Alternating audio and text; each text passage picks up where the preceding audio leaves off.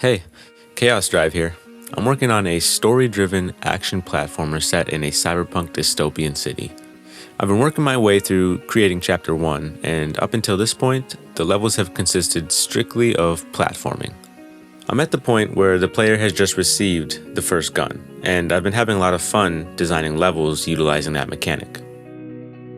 I do want there to be an element of combat in this game, especially because the player has access to guns, so I think it's about time I add an enemy into the game. Let's get into it. Chapter 1 of my game takes place in the abandoned sewers underneath the city, so a slime enemy was the obvious choice.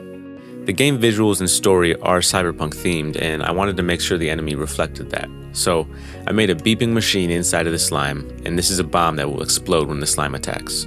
I also didn't want the slime to just hop towards the player like a typical slime enemy would, so I began planning the slime's behavior. When it doesn't detect the player, the slime will wander randomly. Once the player comes within a certain radius of the slime, it'll begin chasing the player. And while chasing the player, the slime will have a random chance to attack. For the slime's attack, the slime will jump up, dash towards the player's location, and explode. Once I had it all planned out, I used a program called Pixel Effects Designer to create an explosion particle effect. I'll link it in the description for anyone interested. After this, it was just a matter of creating some slime particles.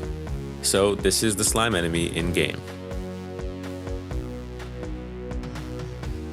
It also explodes whenever its HP hits 0, so it's wise for the player to try to shoot it before it attacks.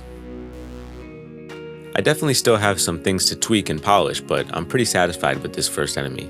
One down, many to go. If you enjoyed this video, consider subscribing so you get notified whenever I post, and also leave your suggestions and thoughts in the comment section. I know this devlog was short, but I kinda like separating the devlogs into different topics, and I'm currently working on the next one as we speak. In the next devlog, I'll be talking about how I convey emotion and create ambience through art and music in my game. Like always, thank you for watching, and I'll see you in the next one.